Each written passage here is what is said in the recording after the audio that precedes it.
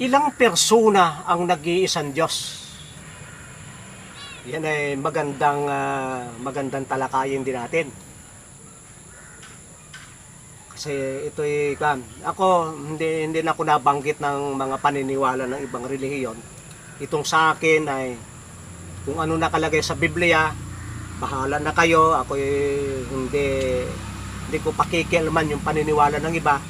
Ang aking pinakikialaman kung anong naunawaan ko sa Biblia. Kaya na ilang persona ang nag-iisang Diyos. Yung kasing Diyos yun ay title. Pangalan.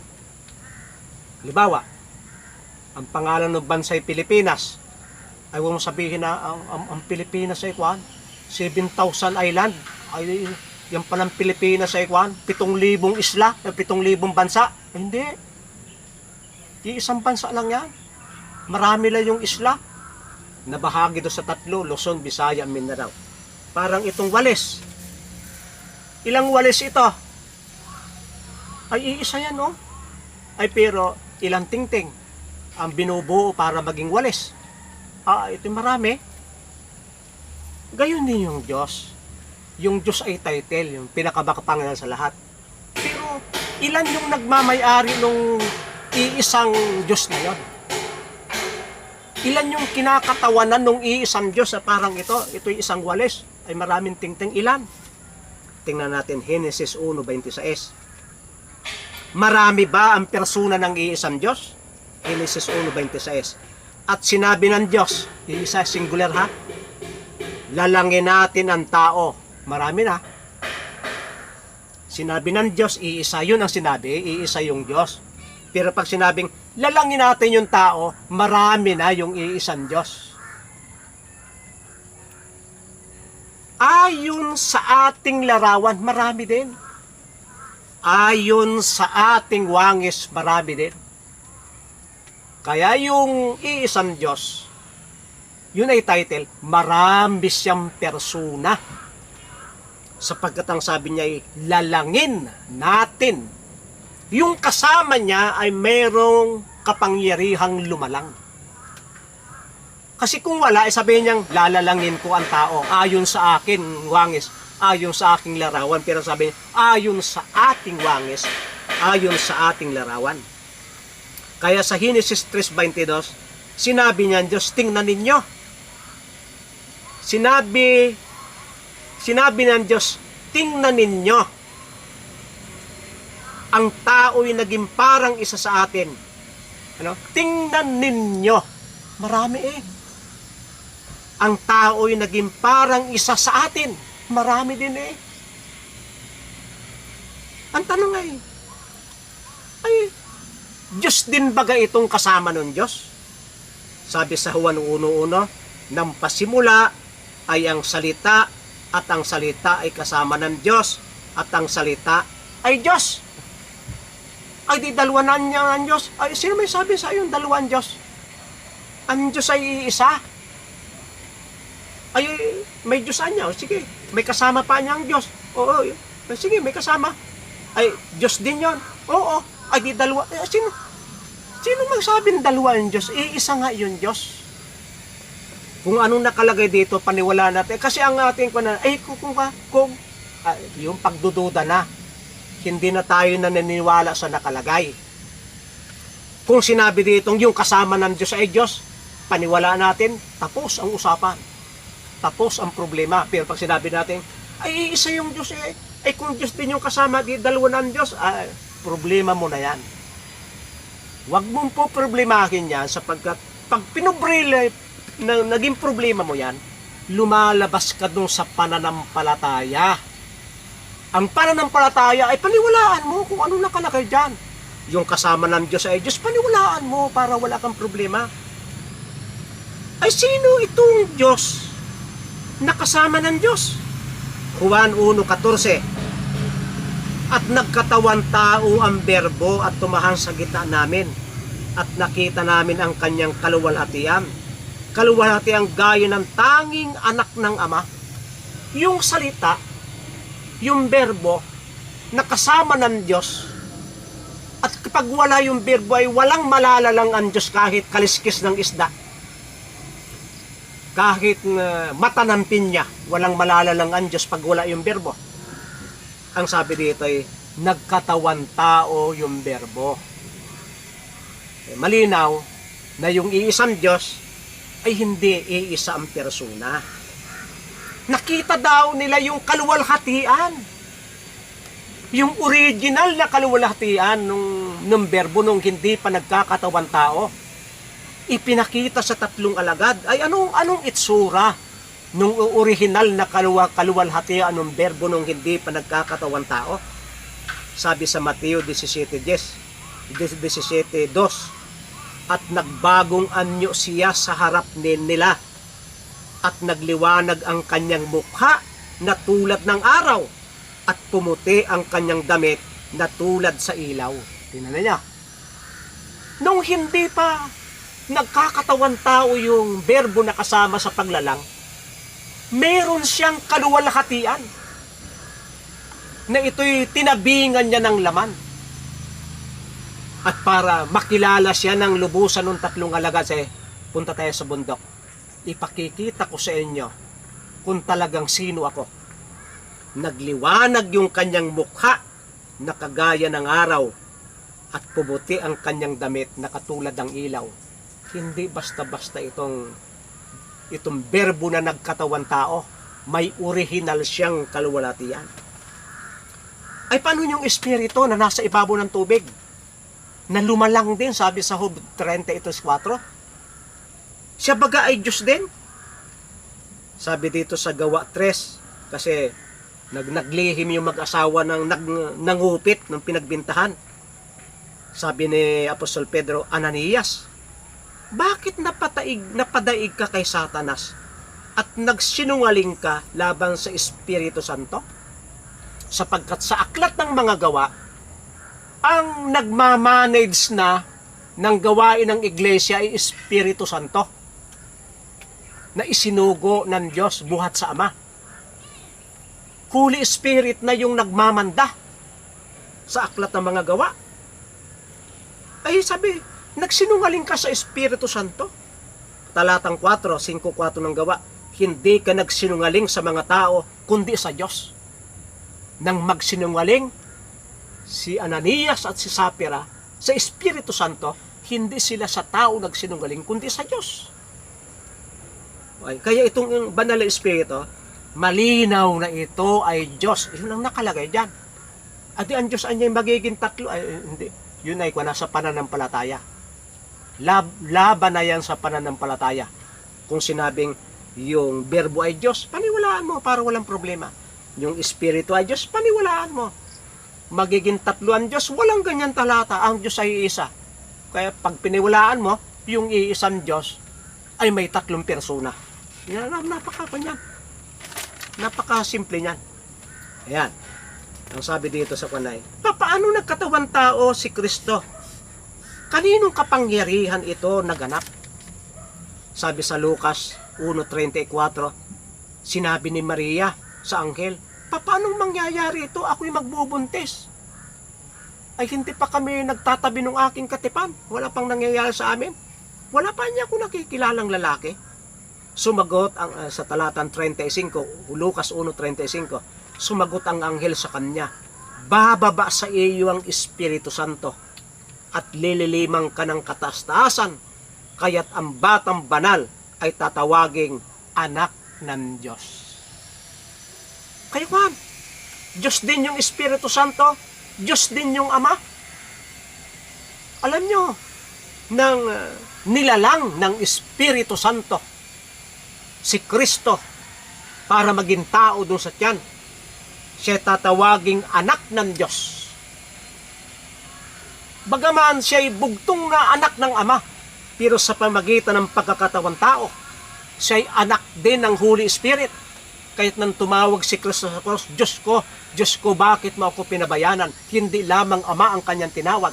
Bagaman yung Ama ay mayroong separate na personality sa Holy Spirit. Diyos ko, ba't mo ako pinabayaran? Tinawag din niya ang Holy Spirit sapagkat ang Holy Spirit din ay Diyos. Napakalinaw yan. Ay sinong Diyos ang may gawa ng pagkakatawan tao ni Kristo? Mateo 1:18, si Maria ay natuklasang nagdadalang tao sa pamamagitan ng Espiritu Santo. Ay, sinong tao ang makagagawa nung yung Diyos ay magkakatawan tao sa sinapupunan ni Maria kung yung banal na Espiritu hindi Diyos? Pakatindi niyan. Kaya sabi, huwag kang matakot. Sabi sa Mateo 1:20, huwag kang matakot. Natanggapin si Maria na iyong asawa sapagkat ang ipinaglilihi niya ay mula sa Espiritu Santo. Hindi naman galing sa Ama yung pagkakatawan tao ni Kristo eh. Yung pagpunta ni Kristo sa sinapupunan ni Maria para maging tao, walang kinalaman doon ng Ama.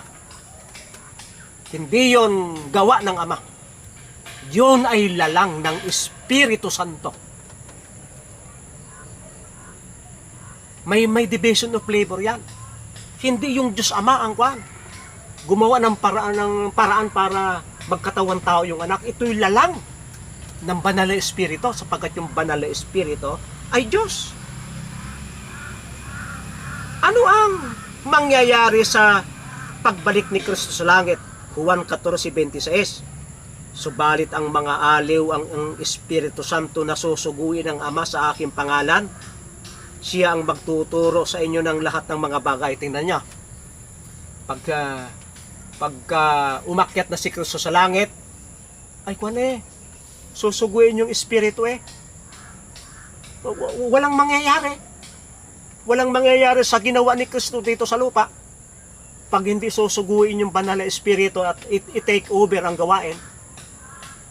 Akala ba ganun niyo tapos na yung kaligtasan do sa cross? Ang natapos sa cross ay sakripisyo. Ang natapos sa cross ay hain, hindi gawain ang pagliligtas. Kinakailangan ng banal na Espiritu para kumplituhin ang gawain ng pagliligtas. Kaya ang tanong ay, paano nangyayari na ang isang Diyos ay maraming persona? Ay alam nyo ito ay isang walis maraming tingting. Hindi mahirap ang ginawa lang namin ay yung binili ko ito, yung ginawa nung gumawa nito, kumuha ng tingting, kinayasan at binigkis, pinag-isa. Kasi kung yan hindi nakabigkis ay kalat yan, mahirap iwalis yan. Ng kanyang pinagbigkis, yung 200 tingting naging isang walis. Yung baga naman napakahirap intindihin na yung Diyos ay iisa pero maraming persona. Ang sabi dito sa Juan 14:7, kung ako'y nakikilala ninyo, ay makikilala rin ninyo ang aking Ama. Mula ngayon, siya ay inyong nakikilala at siya ay inyong nakita. Sabi mo lang kasi ang sabi ni Felipe, Panginoon, ipakita mo sa amin yung Ama. Ay ikaw lang sabi mo may Ama ka. Ay sabi ng Panginoon kung ako'y nakikilala ninyo, nakilala rin ninyong Ama. At mula ngayon, siya ay inyong nakita. Sa Juan 14:8, sinabi sa kanya ni Felipe, Panginoon, ipakita mo sa amin ang Ama at kami ay nasisiyahan na. Talatang 9, sinabi sa kanya ni Jesus, mahabang panahon nang ako'y kasama ninyo at hindi mo ako nakikilala, Felipe. Ang nakakita sa akin ay nakakita sa Ama. Paano mong sinasabing ipakita mo sa akin ang Ama? Nakita mo na nga ako. Ay pag nakita mo ako, nakita mo na yung Ama. Ay isa nga yung nakikita ko eh. Sabi ni Felipe, hindi ko nga nakikita yung Ama, ikaw nakikita ko. Sabi ni Kristo, ay pag tumingin ka sa akin, nakita mo na yung Ama. Sabi ni Felipe, talagang nakakaloko talaga. Dadaan kayong iba, ay dadamian yan Diyos. Pag yung Ama ay Diyos, si Kristo ay Diyos, yung banal na Espiritu ay Diyos pa, talagang yan kahit saan kwenta. Talagang kahit ano kwenta, 1 + 1 + 1, talagang yan 3. talatang 10. Ito ha, kung bakit yung tatlo ay iisa. Tingnan ninyo. Juan 14:10, hindi ka ba sumasampalataya na ako'y nasa Ama at ang Ama ay nasa akin? Yun ang matindi. Kaya pala yung Diyos ay iisa. Si Kristo ay sumasa Ama at ang Ama ay sumasa kay Kristo. Hindi pwedeng dalawa yung Diyos. Sapagkat pag sinabing Kristo, naroon yung Ama. Pag sinabing Ama, naroon yung Kristo. Ay yung banal na espiritu, ay imposible naman na yung dalaway walang espiritu. Ayun daw, katawang walang espiritu ay patay. Ay di, patay yung Diyos pag walang espiritu. Hindi pwede yun. Hindi pwedeng sila lang dalawa. Hindi ka baga sumasampalataya na ako'y nasa Ama at ang Ama ay nasa akin? Ang mga salitang akin sinasabi sa inyo, hindi ko sinasabi mula sa aking sarili, kundi ang Ama na nagsasalita sa akin ay gumagawa ng kanyang mga gawa. Tingnan niya, yung sinasalita ni Kristo ay salita ng Ama. Yung ginagawa ni Kristo ay gawa ng Ama. Laging kung ano yung ginagawa ni Kristo, yun ang ginagawa ng Ama. Kung ano sinasalita ni Kristo, yun ang salita ng Ama. 11. Sumasampalataya kayo sa akin. Sumampalataya kayo sa akin na ako'y nasa Ama at ang Ama ay nasa akin. Kasi pag hindi kayo sumampalataya na si Kristo'y nasa Ama at ang Ama ay na kay Kristo, yung Diyos ay magiging dalawa. Yung Diyos ay magiging tatlo. Ako, dadami ang Diyos pag hindi kayo naniwala sa gayong sistema. Sumampalataya kayo sa akin na ako'y nasa Ama at ang Ama ay nasa akin. Subalit kung hindi, ay sumampalataya sa akin dahil sa mga gawa. Ano bang inaangkin ng Diyos kung bakit siya ay Diyos? Yung Ama ay Diyos. Ay bakit ba yung Ama ay Diyos? Ang sabi dito sa Mateo 6:13, sapagkat iyo ang kaharian, ang kapangyarihan, at ang kaluwalhatian magpakailanman. Merong tatlong pangunahing sangkap na inaangkin yung Diyos kung bakit siya Diyos. Ano daw ang meron ng Diyos? Meron siyang kaharian. Ay anong klaseng Diyos yan kung walang kaharian? Meron siyang kapangyarihan. Anong klaseng Diyos yan kung walang kapangyarihan? At meron siyang kaluwalhatian. Kaya siya Diyos. Kapag walang kaharian, walang kapangyarihan, walang kaluwalhatian, Diyos-Diyosan yan, rebulto yan. Kaya ang Diyos ay Diyos, siya ay may kaharian, siya ay may kapangyarihan, siya ay may kaluwalhatian. Ay, matindi ito.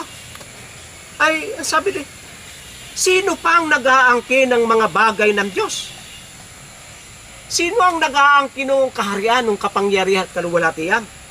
Juan 17:10, ang sabi ni Kristo, Ama, ang lahat ay iyo, at ang iyo ay akin. Yung palang kaharian, kapangyarihan, kaluwalhatian, sabi ni Kristo, iyo yan. At yung iyo ay akin. Matindi ito. Ano pa? 21.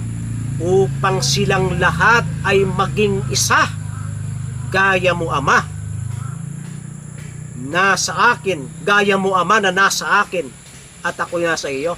Kaya pala si Kristo at yung Ama ay iisa, ay yung Ama ay na kay Kristo at si Kristo ay nasa Ama.